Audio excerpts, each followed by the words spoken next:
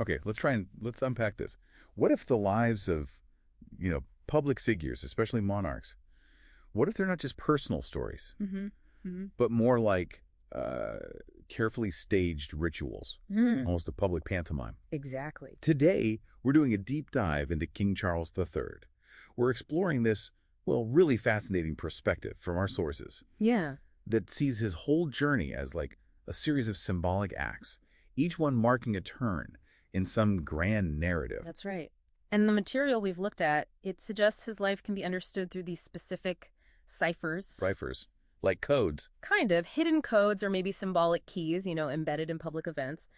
They reveal his role in what the sources call a cosmic game. A game? Yeah, but not like checkers or something. It's presented as this complex, sort of multi-layered spiritual or historical struggle unfolding over generations. Okay. And we'll look at his three sort of great acts according to this view. His anointing as prince, that sacred marriage, and then the final crowning as king. So it's like we're decoding a hidden story playing out right in front of us. But maybe we usually just see the surface level. Precisely. Let's start with the first act then. His anointing as Prince of Wales back in 1969. Our sources present this as a really powerful ritual, something that declared his future role. Oh, absolutely. And what's fascinating here is just how dense the symbolism is in every little detail. Like what? Well, the location first off. Caernarfon Castle. Okay. The sources describe it as a great earthly rook. A rook.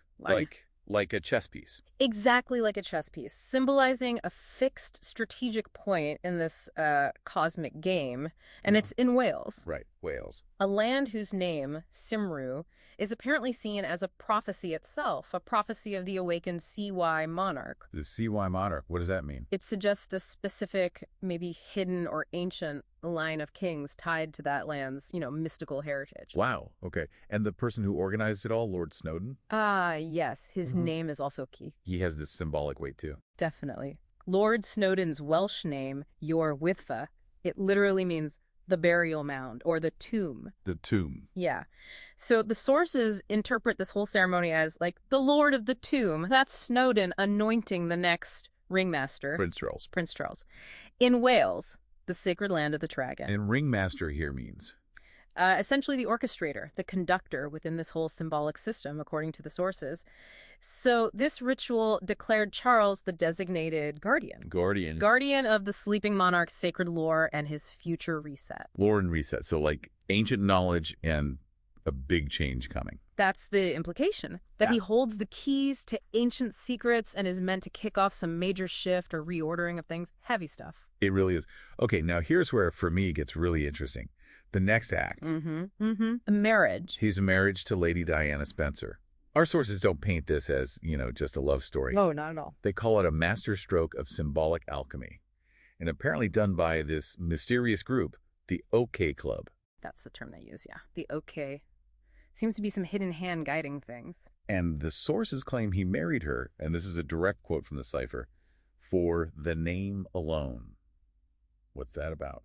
Well, this symbolic alchemy, first, it's described as like a ritual using symbols to get a specific, maybe mystical result. Right. And if you connect Diana to the bigger picture, it's a major ancient name for the moon goddess. The moon goddess. Yeah, who is the avatar of Alpha, according to these sources, which seems to represent some kind of primary divine feminine force. But by marrying Diana, the monarchy, through the heir, was symbolically, even magically, marrying the moon itself. Wow. Okay, why? To strengthen their claim, apparently, to bind their bloodline directly to this divine lunar principle. It's quite a leap, conceptually. Definitely. And the children. Therefore seen as heirs of both lines, the earthly ringmasters and the celestial monarch, inheritors of both realms, in a way. That adds, a whole new layer to William and Harry's story if you follow this line of thought. It certainly does. Okay, final act then.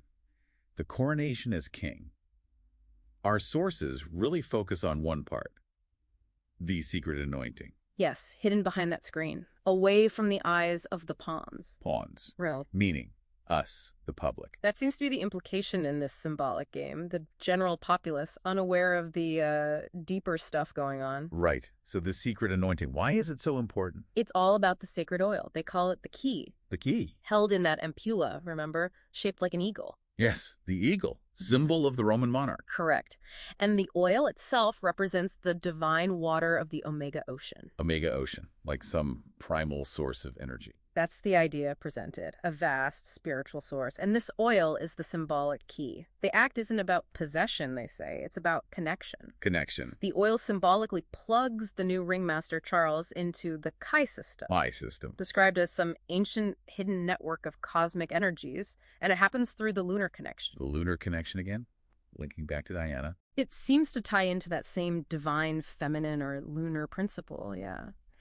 It's the moment, according to these sources, he's given the spiritual authority to be the primary watcher on Earth. Watcher. That sounds significant. Very. And the official keeper of the monarchy. It's like a spiritual guardianship role. So to kind of bring it all together, what these sources propose is that Charles's life wasn't just a life.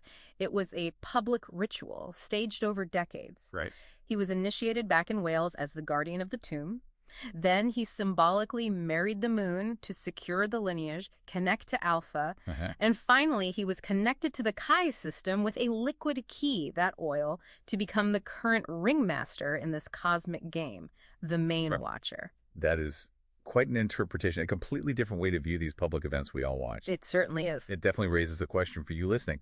When you look at public figures or big historical moments, do you ever stop and think, what else could be going on here? What deeper symbolic roles might be playing out just under the surface?